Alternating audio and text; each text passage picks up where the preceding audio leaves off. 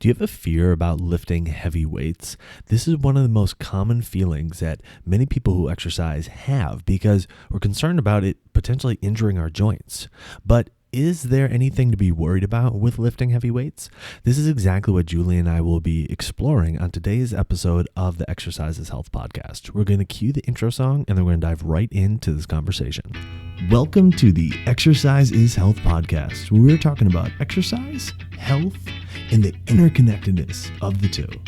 We are your hosts, Charlie and Julie, and we will be coming to you every single week from our studio, Muscle Activation Schaumburg. Hey, what's going on, exercisers? This is Charlie. Before we dive into this week's episode, I want to let you know about a new training that's happening this week titled How to Rebuild Your Aching Body in as little as 6 weeks without changing your lifestyle. See, if you love the discussions that we have every single week on the Exercise is Health podcast, but you want more of the practical application, the details of how to take the information and apply it to your workouts, then you need to be on this training. All you have to do to get registered for free is go to secrets.exerciseforlifemethod.com. But space is limited, so make sure to get registered ASAP. Now, without further ado, let's dive into this week's episode. Hey, welcome back, exercisers, to the Exercise is Health podcast. We are your hosts, Charlie and Julie, and we're coming to you from our studio, Muscle Activation Schaumburg, here in Schaumburg, Illinois, where we believe that your health is your most valuable asset. And the single best thing that you can do to both boost and protect this asset is exercise. Specifically, exercise is geared towards building the health and function of your muscles. Now, Julie, want to know one thing that really warms my heart? What? When one of our exercisers leaves us a rating and review on Apple Podcasts. Aww. It just makes me so happy. We want you to have a warm heart. Oh, I appreciate that. Look, Julie and I put a lot of time and effort trying to think of content that you will find valuable to give you every single week for free. So when one of you takes the time just to say thank you on Apple Podcasts and leave us a rating and review, it really makes us feel like our work is making a difference. So for each and every one of you who's already taken the time to do that, we want to say thank you for doing so. And we want to highlight a review that we've recently received. This review says, "Awesome podcast. This is great. I love how well thought out each podcast is and all the information you go through. Thankful for people like you. Good job, Charlie and Julie." Thank you so much for that 5-star review. Again, it means the world to us when you guys leave us that rating and review, because we do spend a really good chunk of our day trying to figure out what problems can we help you troubleshoot, what steps can we give you to give you some really great advice through this podcast. And so if you wouldn't mind taking a few moments to go on your podcasting app, usually you scroll to the bottom and leave us a rating and review and a few words, and you never know, you might hear your review on the podcast next week. Now, this week, we're exploring this idea of lifting heavy because I got to be honest, like, as far as I can remember within my personal training career, there's always been this stigma and this fear throughout the population of lifting heavy. Now, some select groups are all about lifting heavy weights, but most people have some reservation when it comes to lifting heavy, and usually it has to do with the potential for injury. Sometimes, in some cases, it might be like, well, I don't want to bulk up, but usually there are other things going around that. Most of the conversation tends to be around, I don't want to get injured. And so we want to discuss that because, we don't want you getting injured at all, but does lifting heavy weights necessarily mean that you're going to injure yourself or you're going to damage your joints? Yeah, this is a really important conversation, Charlie, because there is, I think, a large fear out there of lifting weights. And now, there is some validity to that. I mean, with everything you do, there's a risk. With exercising, there's a risk. And then if we add more weight and we're lifting heavy, there's definitely a risk. But what is not often talked about is the giant reward and the huge consequences if you don't lift heavy. Oftentimes we're just told, be careful of lifting heavy, or your doctor says, don't lift heavy, it can hurt your joints, because most people are not lifting appropriately and they're not getting guidance on how to do it. And if you just go in the gym and you look at what everyone else is doing and you make some guesses and, you just try it and go for it, you might be okay. And you might be falling under that category of people that are getting injured because they're lifting heavy. after this podcast, you're going to leave with action steps on what to do when you're lifting heavy, because we're going to be talking about how important it is to be lifting heavy and the huge consequences that come when you don't lift heavy, which I think is a bigger thing to talk about than the risks of lifting heavy. For sure. And really the fear kind of stems from two potential, what I'm going to call timelines. So there's the like immediate, hey, I don't want to get injured during my workout today. But then oftentimes there's also a kind of long-term mindset as well, as like, okay, well, if I continue to lift heavy year after year after year, well, that just break down my body. And so, 10 years, 20 years, 30 years from now, like, are my shoulders going to be shot? Are my back and knees and hips all going to be shot because of the actions I've been taking right now? And those are very real concerns. And so what we want to offer you today is a solution that, like you're saying, Julie, you can start applying immediately to your workouts to help troubleshoot a lot of what you may be experiencing, help kind of ward off a lot of the concerns that you may be experiencing. And one of the big things that we need to discuss is this idea of, okay, well, the way to troubleshoot this is, I need to make sure that I'm using proper form. Right? And so we always think, okay, well, I need to make sure that I'm using proper form. If I can't use proper form, then I shouldn't do the exercise or I shouldn't do it heavy. Okay. And while that advice is often given with the utmost good intentions, okay, so like people aren't trying to injure you by giving you that advice. The reality is that advice actually is one of the biggest things that can lead to a lot of injury, and we're going to explain why. So form is not what you should be focused on. We're going to talk about what you should be focused on instead. And number two, we're also going to help you redefine what it actually means to lift heavy, because a lot of times we think about that as like the actual amount of weight that we're lifting. But if we're going to be talking about our health and our health long term, we need to change how we're thinking about that so we can still lift quote unquote heavy, but that doesn't necessarily reflect the amount of weight that we're using. So those two things are what we're going to try to accomplish today and to help you do that. But here's the thing. I've had a number of clients who throughout their lives haven't been that interested in exercising, okay? Or they have been interested in exercising, but, lifting weights or going to a gym, it just really wasn't their cup of tea. So they abstained from it. They're like, yeah, I'm just not going to do this thing because right now I have the strength to carry out all the tasks that I want to in life. And look, as with every single thing that happens with your body, you're always able to do it until the day that you're not. Mm-hmm. And the day that you're not, you're like, wait, where did this come from? Right? You're always able to see 20/20 until the day that you're not. And you're like, wait a second, what's happening to my eyes? Okay. You're always able to sleep through the night until the evening that you're not. And you're like, what am I doing feeling awake at 2 a.m? And is this the way it's going to be forever? Okay. You always have the strength to do all the stuff that you want to do in life until the day that you don't.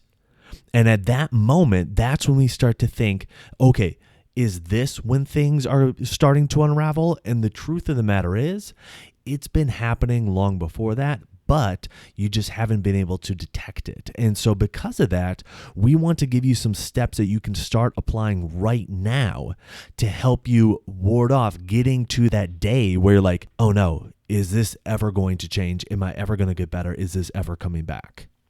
Absolutely. So I want to dive right into this, but I'm going to start with a question for you, Charlie. Okay? Mm-hmm. We're all going to learn a little bit about Charlie here. Great. Okay.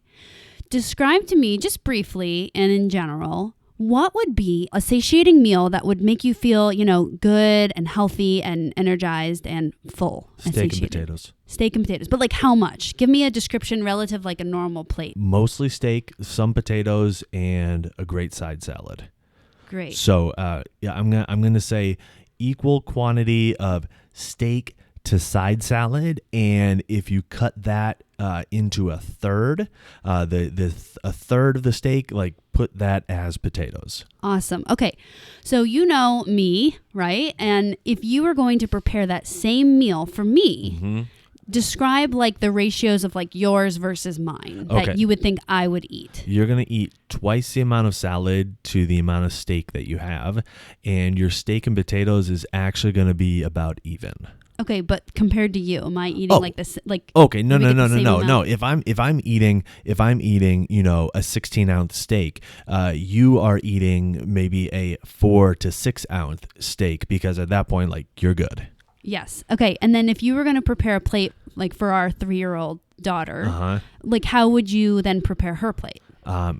I would give her a couple slices of steak, like not that much, not that much salad, and almost exclusively potatoes with a side of mac and cheese. Nice. Awesome. So, you know how Charlie just walked through this? You could probably do the same activity with people that you versus, your spouse or your child or your best friend, of ratios and of amount. And we can talk about like what is the standard portion size for steak and potatoes and salad, but really that doesn't matter. What really matters is what feels appropriate and satiating and good for each individual body relative to their size and relative to what they're able to digest and chew and so forth. This is the difference between when we use quote unquote proper form for an exercise and when we use what we call body matching for an exercise. Okay, so there is a general idea of how much steak, potatoes, and salad everyone should have. We've all seen those like charts that are given out by the government and, these like tables and pyramids and stuff. But in the end, what really matters is what feels satiating and good to your body. So it's kind of nice to know like, oh, okay, I should have like vegetables on my plate. I should have, maybe a starch. I should have a protein or whatever kind of nutrition you think is appropriate and healthy. That is form. But from form, we have to customize. Are we feeding a 3-year-old who needs like almost pre-digested steak cut up so small? Are we feeding And who really isn't that interested in eating steak? Yeah, that's right. Are we feeding a breastfeeding mom or a pregnant woman? Are we feeding a 230-pound male? They're all different. And so when we think about nutrition and we think about exercise, they kind of go hand in hand. And we're going to suggest we need to move away from the standard form, which gives us decent guidance, but it's not specific enough. And we need to move into body matching, which is how we create appropriate exercise for your body. Yes, absolutely. Body matching really is the key for all of this. Look, I remember when I first got certified as a personal trainer, one of the things that you need to know really well is the gold standard form of a number of common exercises. Okay, like this is how you do a squat, and this is how you do a lunge, and this is how you do a deadlift and a shoulder press and everything like that.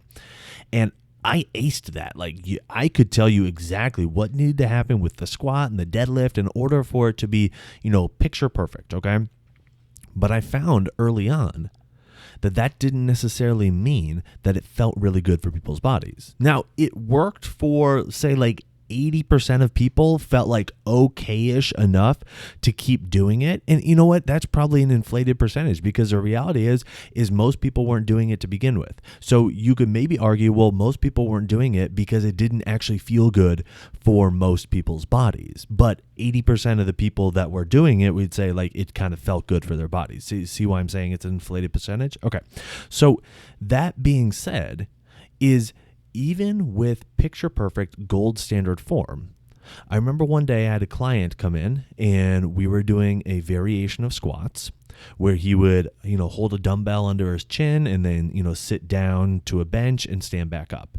And we've progressed the weight, we progressed, his ability to do the squat. Everything felt good. Everything was looking good until he sat down on the bench and he couldn't stand back up. And he couldn't stand back up because he had thrown out his back. And I thought, how does this happen? How does this happen? Because we're using picture perfect gold standard form. And so I just had to chalk it up like, okay, his body was more stressed, or like there had to be something else. It couldn't have been how he was doing the exercise because the exercise was textbook perfect. Okay. Unfortunately, I had another incident that was similar in nature to this, where again, we're using gold standard form, and then the client had an experience where they felt lousy after. I just didn't get it. I didn't understand until starting to be introduced to this idea that, okay, it's not really about the gold standard form. What it's about is how appropriate the exercise is for your body, right? Like how appropriate is the amount of motion that you're using? How appropriate is the challenge for your muscles? How appropriate is what you're doing, the load, the challenge, the stress, everything like that, relative to what your body can handle on that day? So there's a lot more to consider other than just proper form. So when it comes to this idea of body matching, it really stemmed from the realization that, look, even if you're using picture perfect form, you are still liable to be injuring yourself because that picture perfect form may not actually be picture perfect for your body. So instead of trying to fit your body into, a way of doing the exercise that everybody deems correct, instead you need to be changing how you're doing the exercise to appropriately match your body. Charlie, what you're saying is leading right into the steps that we want to walk you guys through to apply to your exercise to start changing your form into body matching. Okay, so body matching, again, is the appropriate specifics for you, not just for like the general population. Okay, step number 1, you got to check your range of motion. We have to take inventory of what's going on in our body today. So this would look, it's super easy, but don't overstep this one, is do the motion you're about to do with weights, but with no weights. So check it out. Give your body a chance to tell you something's going on or for you to modify. So if, let's say you were going to grab some dumbbells and do an overhead press, that's a pretty standard exercise that a lot of us do. So what you would do is before you grab your weights, you're going to stand there or sit there, wherever you're going to be, and take your arms up and go up and down a few times, feel the range and see what's going on in your body. This is a good time for your body to let you know, shoulders aren't feeling good today. Oh, you need to sit down today and do a slight recline a little bit. Or, oh, the bottom doesn't feel good, so please stay out of the bottom. So this is a really good time for you to just do a check-in, an exercise-specific check-in, and you need to apply this to every exercise you do. It literally takes less than a minute to do, but it will allow your body to give you communication if something's not feeling good that day. And so then you can make a decision based on how your body's feeling when you check your range of motion. Yeah, this is a really big one. This is the starting place that we all need to be at for, like you're saying, Julie, for every single exercise that we do, because it provides that 10,000 foot overview of, hey, what's going on with our body from a motion perspective and what changes do we need to start making. Then we need to dial it in a little further. And so we go to step number 2, all right? And with step number 2, we want to be checking our mind-muscle connection for the muscles that we're about to use. Now, a lot of times people are like, okay, well, I don't really know what muscles I should be feeling or anything like that. And so my response is, if you're exercising on your own and you're going to be doing an exercise, you have to ask yourself, why am I doing this exercise? Why am I doing a shoulder press? Am I doing a shoulder press for my arms to go up and down, or am I doing a shoulder press, because I'm trying to build the strength or build the size or build the function of specific, areas and muscles in my body, okay? And more times than not, we're not just doing the exercise just to kind of check it off the list. There's a specific purpose for doing it. So think of that specific purpose, and then that will tell you the muscles that you're trying to make that mind-muscle connection with. So for example, with the shoulder press, people are doing it to try to build their arms and their shoulders and the strength and the size and the function, everything like that there, okay?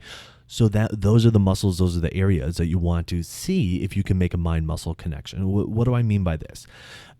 I want you to imagine just kind of squeezing the muscles that you are going to be using while you're doing the exercise. All right. You can close your eyes and just try to imagine yourself just kind of squeezing those muscles that you're going to be using during the exercise.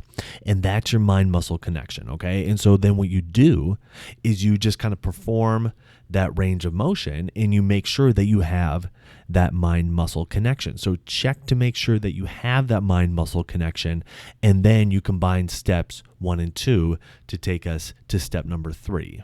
Okay, so step number 3 is like the combo of all this. It's like the doing of the exercise. So what are we doing when we're doing the exercise? So you've checked your range of motion.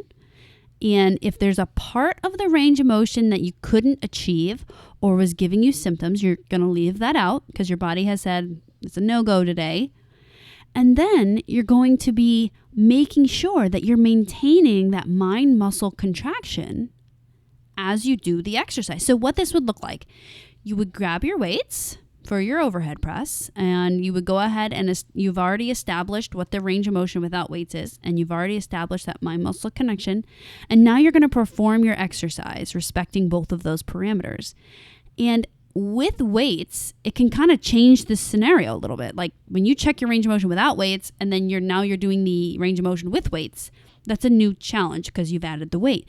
So you want to make sure that as I do this with the weight, I continue to have the mind muscle connection. I continue to respect my range of motion. So if part of the range of motion starts feeling funky, now that you have the weights, or kind of feels weird or feels unstable, any of those checks that you would have like taken out the range of motion from that first step still applies to step number 3. So really making sure that both of those are checking out. You continue to check in on your range of motion, and you continue to check in on that connection piece as you do your exercise. And again, this needs to apply to every single weight training exercise that you do. Absolutely. In these 3 steps, they are vital to ensuring that you're staying safe while you're exercising. That's really the whole point of this entire episode, right? Is this idea of like, we're talking about, okay, like lifting heavy, will that lead to injury and joint damage and everything like that? Here's how you troubleshoot that. Those 3 steps: check your range of motion, make sure you have a mind muscle connection, and then perform the range of motion only within the part where you can maintain that mind muscle connection and the range of motion is symptom free. You do those 3 things, and you're going to greatly reduce the chance that you have a negative experience after you do an exercise, okay? And it's really, really super important that you get in the habit of doing this for every single exercise that you do.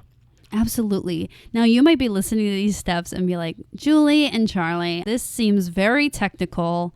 It seems like it's going to take me a while to get used to. There seems like a long learning curve.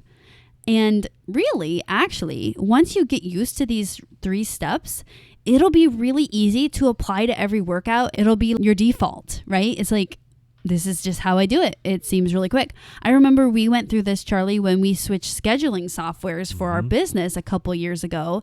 There was some things with our old one that was becoming cumbersome and it just wasn't matching our business. And I remember we were so excited to switch over to our new process. And we thought, it's going to be so great. We're going to save all this time and money, and the processes are going to be smoother. It's going to be great. But I remember for about a week or 2, it was just this giant learning curve of, oh my gosh, was this a good idea to apply this? But we had to remember the bigger goal of it was more streamlined once we got used to just the buttons to click and where to look on the screen and how to operate the whole system. And our clients loved it better. Our clients loved it more. It was just better for our business. Just like when you lift heavy weights, you need to apply these principles because lifting heavy weights is just better for your body and your health than not lifting weights, being scared of lifting weights, or lifting too light of weights. Absolutely. And so kind of the next step of this conversation is we need to discuss this idea of heavy, okay? And a lot of times when we think of heavy, we think of the number on the dumbbell or the weight on the bar, how much weight we're using on the machine or something like that, right? Like we think of the load as that's the thing that determines heavy. What we want to recommend you switching is the mindset around heavy. Instead of thinking about it as a weight, think about it as challenge, okay? Think about a heavy weight as actually a heavy challenge. Okay. So when we're thinking, okay, well, should I be lifting heavy? Then that question is not, should the number on the weight stack be really high? The question becomes, should I be challenging my muscles, really intensely, or to a high degree, to a high level of fatigue, something like that, okay? And here's the thing, with this 3-step process that we gave you as far as body matching, not only will that reduce the likelihood that you're injuring yourself when you work out, but it will also reduce the likelihood that the level of fatigue or exertion or intensity that you go to ends up being too much for your body. So ultimately, these 3 steps that we gave you today, they decrease the chance that you have a negative result or a negative repercussion from lifting heavy, from lifting to a higher intensity, a higher challenge, something like that, because you are being respectful of your range of motion. You are making sure you are keeping the focus on squeezing your muscles and that mind muscle connection, and you are doing so throughout a motion that is symptom-free, and that you are maintaining the focus on what's going on within your body, specifically on squeezing your muscles.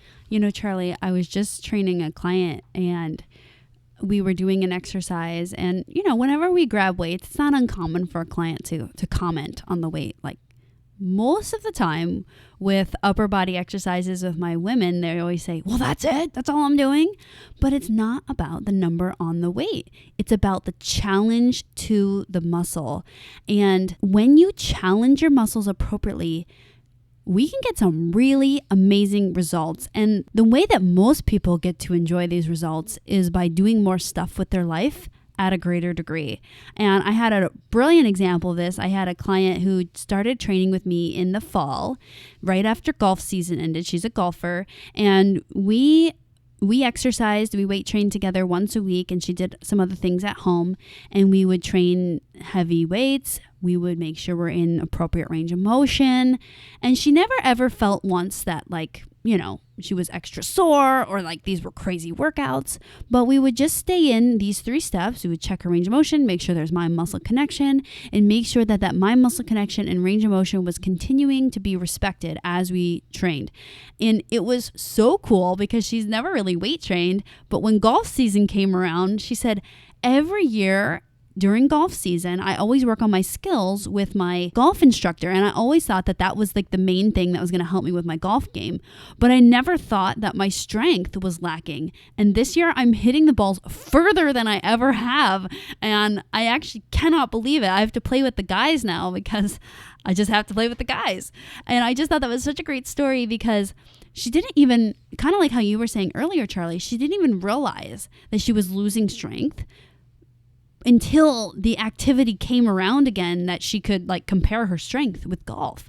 And so really focus on making sure you're lifting heavy, lifting it consistently, and following these 3 steps so that you can really begin to gain strength with the activities you enjoy in life. Yeah, I love that story. And it highlights so much of, what we try to tell people. Like, if you're not following these steps, in the short term, like during each workout, you're increasing the likelihood that you're going to end up sore, that you're going to end up not feeling well after you exercise. If we take that to a more, severe case, you can increase the likelihood that you actually end up injured because you're not respecting your body. What that ultimately means is you're not able to exercise consistently. You're not able to exercise as frequently or at all. Okay.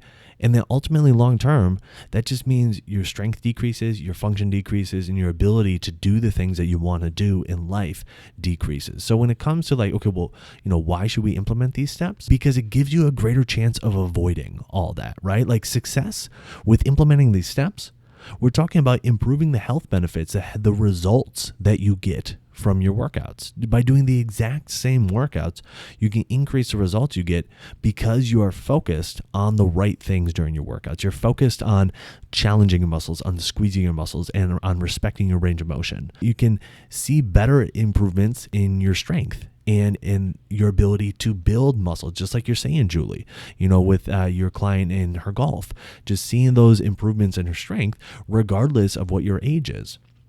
And finally, this translates then into improved function, throughout your day, throughout your life, throughout whatever tasks or activities that you're trying to do. Okay. So implementing these 3 steps, yes, we're talking about, lifting heavy and, does that lead to injury and damaging muscle or damaging joints and everything like that.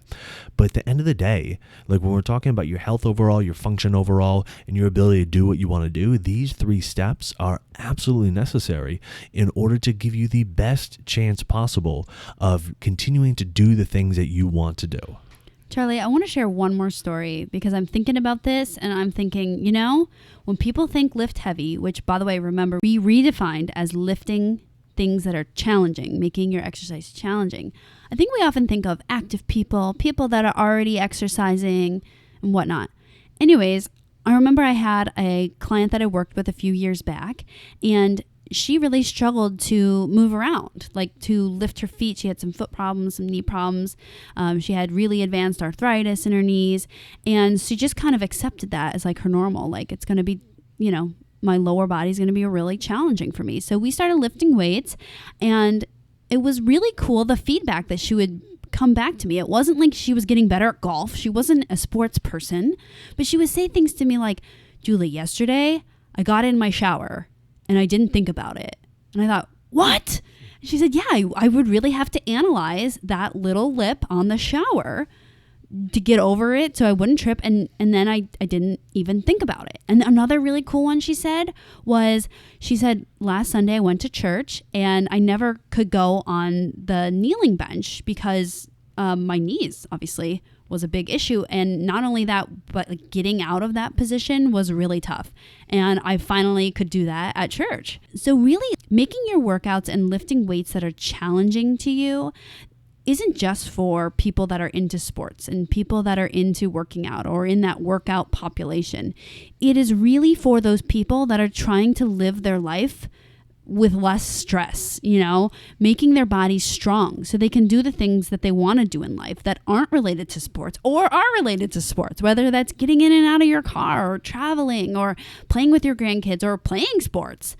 Those are all really valid reasons to lift heavy weights when you exercise. Absolutely, Julie. And that's exactly why we put together Exercise for Life University. So if you're hearing this right now and you're like, okay, well, how do I go about applying this more in depthly? Or, how do I actually make sure that I'm checking my range of motion in the right ways? How do I keep this mind-muscle connection and know which muscles I need to be squeezing and everything like that?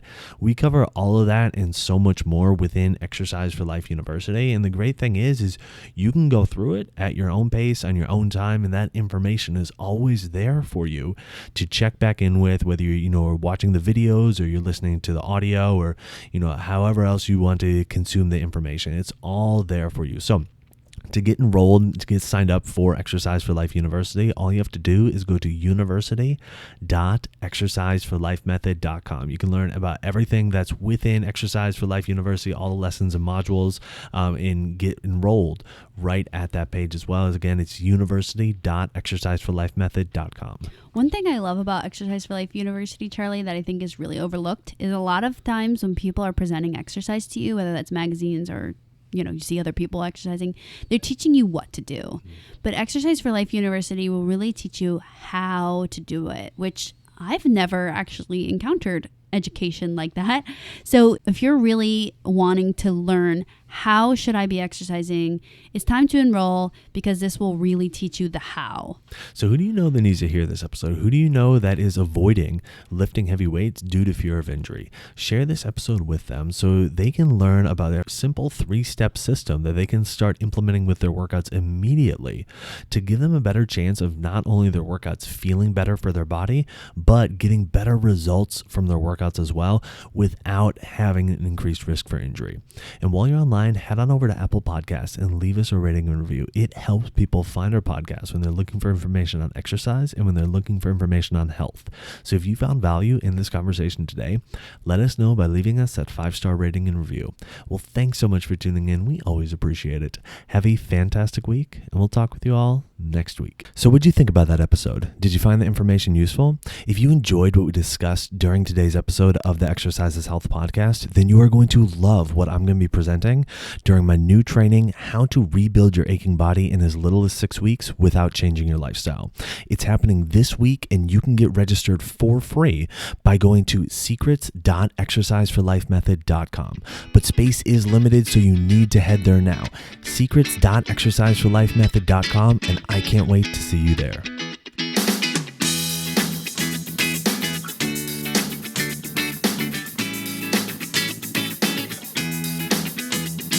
This podcast is for information purposes only. The statements and views on this podcast are not medical advice. This podcast, including Julie and Charlie Gates, disclaim responsibility for any possible adverse effects from the use of information contained herein. Opinions of guests are their own, and this podcast does not endorse or accept responsibility for statements made by guests. This podcast does not make any representations or warranties about guest qualifications or credibility. This podcast may contain paid endorsements or advertisements for products or services. Individuals on this podcast may have a direct or indirect financial interest in products or services referred to herein. If you think you have a medical issue, consult a licensed physician.